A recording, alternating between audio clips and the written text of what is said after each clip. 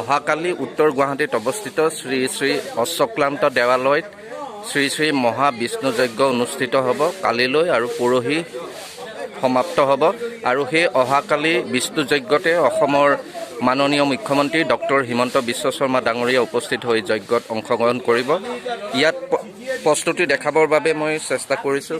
প্ৰস্তুতি প্ৰায় সম্পূৰ্ণ হৈ পৰিছে। ভক্তপ্ৰাণ ৰাইজ যিমানখিনি আছে সকলো প্ৰায় প্ৰস্তুতি সম্পূৰ্ণ হৈছে। সকলো ব্যস্ত সেই যজ্ঞৰ কাৰণে সকলো কাম কাজৰ প্ৰায় প্ৰস্তুতি সম্পূৰ্ণ হৈছে। ইয়াত যিসকল আছে তেওঁলোকৰ কাম কাজত ব্যস্ত হৈ আছে। মই তেওঁলোক কৰ্মকৰ্তা এজন পুৰোহিতৰ পৰা এই বিষয়ে জানিব খুজি আহক।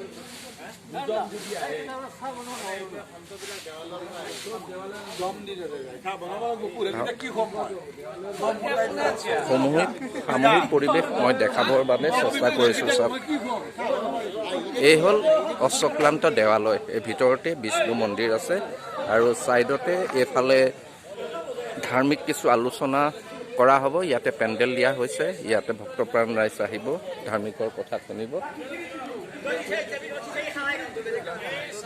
চাওক, সকলো ব্যস্ত হৈ আছে কাম কাজত, সকলো ব্যস্ত হৈ আছে। আমি এজন পুৰোহিতৰ পৰা এই মহাযজ্ঞ ভাগৰ বিষয়ে, প্ৰস্তুতিৰ বিষয়ে কিছু জানিবলৈ বিচাৰিম। আহক আমি তেওঁৰ এই যজ্ঞৰ বিষয়ে কিছু কথা তেওঁৰ পৰা আমি জানিব বিচাৰোঁ। প্ৰস্তুতি প্ৰায় সম্পূৰ্ণ হৈ আছে। আমি আহক এজনৰ কাইলৈৰ পৰা বিষ্ণু যজ্ঞ আৰম্ভ হ'ব। তো প্ৰস্তুতি প্ৰায় সম্পূৰ্ণই হৈছে। সকলোৰে মন উৎফুল্লিত হৈ পৰিছে আৰু অহাকালি অসমৰ মুখ্যমন্ত্ৰী ডক্টৰ হিমন্ত বিশ্ব শৰ্মা ডাঙৰীয়া তেখেতো অংশগ্ৰহণ কৰিব বুলি গম পাইছোঁ।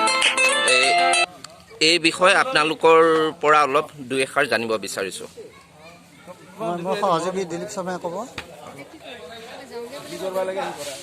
হয়, মহাবিষ্ণু যজ্ঞৰ অশ্বক্লান্ত দেৱালয়ত অনুষ্ঠিত কৰা হৈছে 3দিনীয়া কাৰ্যসূচীৰে। আজি আমাৰ অধিবাস সম্পন্ন হ'ব, কাইলৈ আহুতি হ'ব আৰু পৰহিলৈ পূৰ্ণাহুতি হ'ব। আহুতি আমাৰ 50,000ৰ অধিক আহুতি দিয়াৰ আমি প্ৰয়াস কৰিছোঁ আৰু পূৰ্ণাহুতি হ'ব। সেয়েহে সকলো ধৰ্মপ্ৰাণ ৰাইজৰ এই অশ্বক্লান্ত দেৱালয় মহাবিষ্ণু যজ্ঞত অংশগ্ৰহণ কৰিবৰ কাৰণে আমি আহ্বান জনাইছোঁ। মাননীয় মুখ্যমন্ত্ৰীৰ পৰিয়ালসহ ইয়ালৈ আহি তেখেতসকলে আহুতি প্ৰদান কৰিব।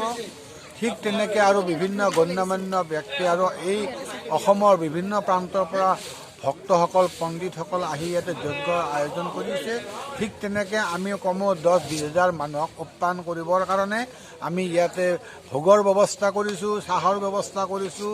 যাত্ৰীসকলে ইয়াত যজ্ঞস্থলীলৈ আহি তেখেতসকলে ভোগ গ্ৰহণ কৰি যাব পাৰিব আৰু চাহ খাই যাব পাৰিব আৰু তেওঁলোকৰ ইচ্ছা অনুসৰি ইয়াতে আহুতি প্ৰদান কৰিব পাৰিব।